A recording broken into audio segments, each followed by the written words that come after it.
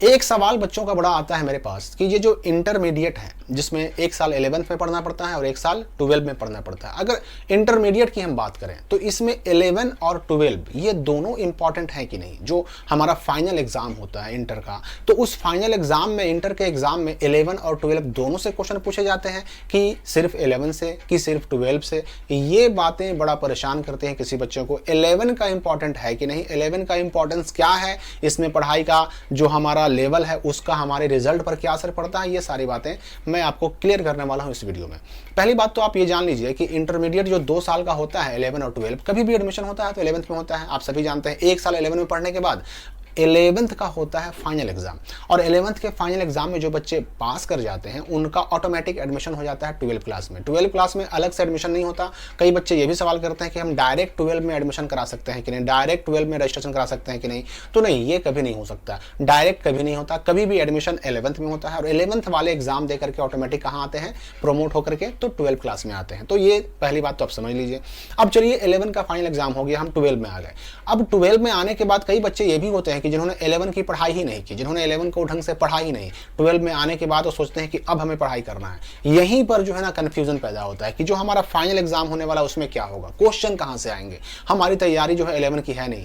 तो मैं आपको बता दूं कि जो इंटर का एग्जाम होता है, इंटरमीडिएट का फाइनल एग्जाम जो कि फरवरी में होता है जनरली, या तो 1 तारीख से या फिर 2 तारीख से, इस इंटरमीडिएट के फाइनल एग्जाम में जो क्वेश्चन आते हैं वो 12 क्लास से ही आते हैं। 12 क्लास से मोस्टली क्वेश्चन होते हैं और 11th क्लास का क्वेश्चन उस फाइनल एग्जाम में नहीं होता है। मतलब ये हुआ कि 11th क्लास का आपका जो सेपरेट एग्जाम हुआ, मैंने अभी कहा ना कि 11th क्लास में पढ़ने वाले बच्चों का फाइनल एग्जाम होता है जो कि मार्च में होता है, ठीक है। तो 11 क्लास आपने साल भर पढ़ लिया, मार्च में आपका फाइनल एग्जाम हो गया। अब मार्च में जो फाइनल एग्जाम 11 क्लास का हुआ ना, उस एग्जाम में जो क्वेश्चन होगा वो सिर्फ और सिर्फ 11 क्लास से होगा। अब जब 11 क्लास के उस एग्जाम में पास होकर के 12 में आ गए तो 12 आपको बड़े ध्यान से पढ़ना होगा। 12 में आपको बिल्कुल लापरवाही नहीं करनी होगी, क्योंकि जो इंटर का बोर्ड एग्जाम होता है, 12 का बोर्ड एग्जाम होता है फरवरी माह में, उसमें सारे के सारे क्वेश्चन जो आपके पूछे जाएंगे वो सब के सब कहां से रहेंगे, तो 12 क्लास की किताबों से रहेंगे। अब यहां पर एक सवाल ये उठता है कि अगर कोई बच्चा 11 क्लास ढंग से ना पढ़ा, देखिए यहां पर मैंने ये तो स्पष्ट कर दिया कि 12 क्लास से ही क्वेश्चन आएगा इंटर में, लेकिन यहां पर यह भी तो समझना है कि 11th क्लास ही तो 12 क्लास का बेस है, आधार है। 11 क्लास किसी का कमजोर रहेगा, 11th की चीजें, 11th के जो स्टडी मटेरियल्स हैं, जो किताबें हैं, जो बेसिक कंसेप्ट्स हैं, अगर वही हमारा कमजोर रहेगा तो 12 में तो ऑटोमेटिक हम कमजोर पड़ जाएंगे, क्योंकि 11th की पढ़ी हुई चीजों का ही एक विस्तृत रूप होता है, डिटेल्ड रूप होता है 12 क्लास में।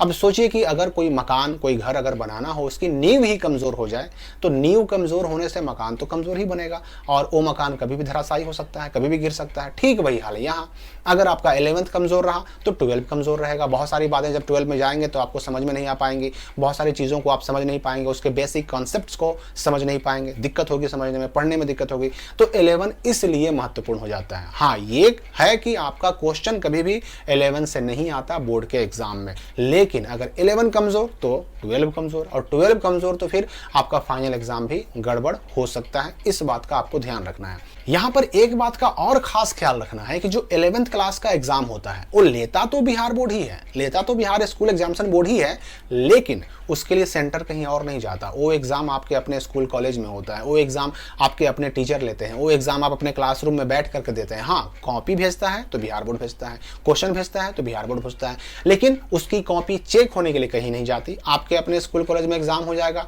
टीचर भी आप ही के रहेंगे, एग्जाम भी आप ही के यहाँ होगा, कॉपी भी आपके अपने टीचर चेक करेंगे, नंबर भी वही देंगे। हाँ, जो रिजल्ट बनेगा ना, उस रिजल्ट को बना करके जो आपके टीचर हैं आपके स्कूल कॉलेज के, वो क्या करते हैं कि बिहार स्कूल एग्जामिनेशन बोर्ड को भेज देते हैं।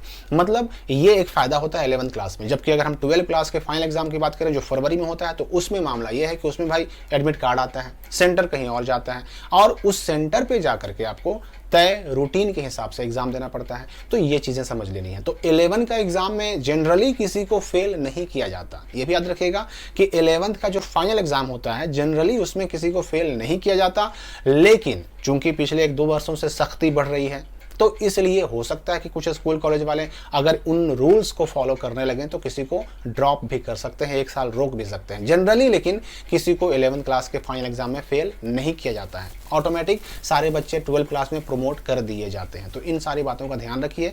11 मजबूत होगा तो 12 मजबूत होगा। ऐसे अगर आपका बेसिक चीज़ें अगर ठीक ठाक हैं, बढ़िया हैं, तो आप 12 में भी मेहनत करके अच्छे से अच्छा नंबर ला सकते हैं, इसमें कोई डाउट नहीं है। हाँ, क्वेश्चन कभी भी आएगा तो आपका 12 क्लास से ही आएगा फाइनल एग्जाम में। तो फिलहाल इस वीडियो को इतना ही, मिलते हैं अगली वीडियो में नई जानकारी के साथ।